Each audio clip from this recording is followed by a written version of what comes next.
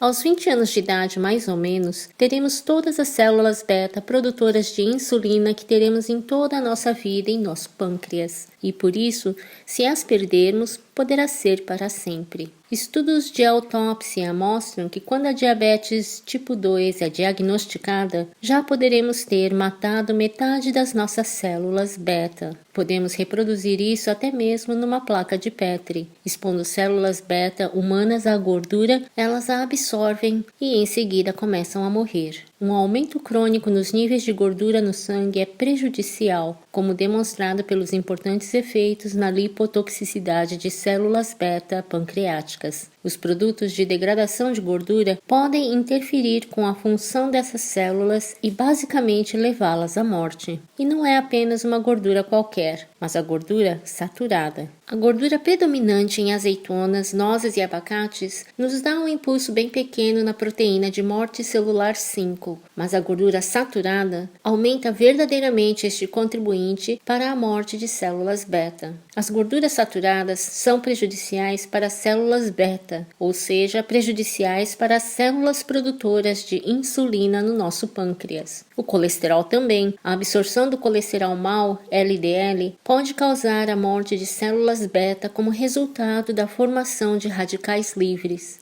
Então, as dietas ricas em gorduras saturadas não apenas causam obesidade e resistência à insulina, mas como aumentam os níveis de gorduras livres que circulam no sangue, chamadas nefas, ácidos gordos não esterificados, causam a morte de células beta e podem assim contribuir para a perda progressiva de células beta na diabetes tipo 2. E isso não são apenas estudos de tubo de ensaio. Se se administrar gordura na corrente sanguínea das pessoas, pode-se prejudicar diretamente a função das células beta pancreáticas, e o mesmo quando a ingerimos. A diabetes tipo 2 caracteriza-se por defeitos tanto na secreção de insulina como na ação da insulina, e a gordura saturada parece prejudicar ambos. Pesquisadores demonstraram que a ingestão de gorduras saturadas reduz a sensibilidade à insulina em poucas horas, mas estes eram não diabéticos. Logo, os seus pâncreas deveriam ter sido capazes de aumentar a secreção de insulina para corresponder,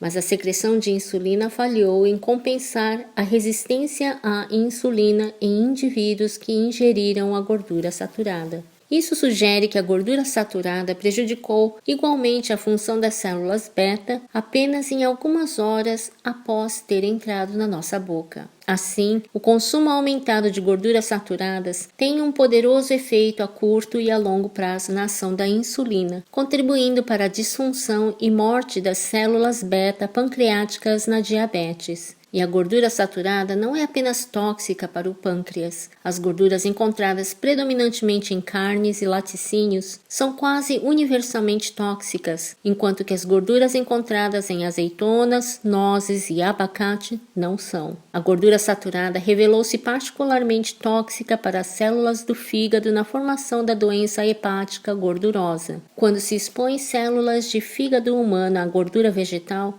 nada acontece. Ao expor células do fígado à gordura animal, 1/3 delas morrem. Isso pode explicar porque a ingestão de maiores quantidades de gordura saturada e colesterol estão associados com a doença hepática gordurosa não alcoólica. Com a redução no consumo de gordura saturada, poderemos ajudar a interromper este processo. Diminuindo a ingestão de gordura saturada pode ajudar a reduzir a necessidade de todo aquele excesso de insulina. Então, tanto ser gordo ou comer gordura saturada, ambos podem causar o excesso de insulina no sangue. O efeito de redução da ingestão de gordura saturada na dieta sobre os níveis de insulina é substancial, independentemente da quantidade de gordura que tenhamos na região da barriga. E não é apenas porque ao comermos gordura será mais provável que a armazenemos como gordura. As gorduras saturadas, independentemente de qualquer papel que tenham em tornar-nos mais gordos, podem contribuir para o desenvolvimento de resistência à insulina e todas as suas suas consequências clínicas. Depois de se levar em conta o peso, o álcool, o tabagismo, o exercício, a história familiar, a incidência de diabetes foi associada significativamente com a proporção de gordura saturada no sangue. Então, o que causa a diabetes? O consumo de muitas calorias ricas em gorduras saturadas.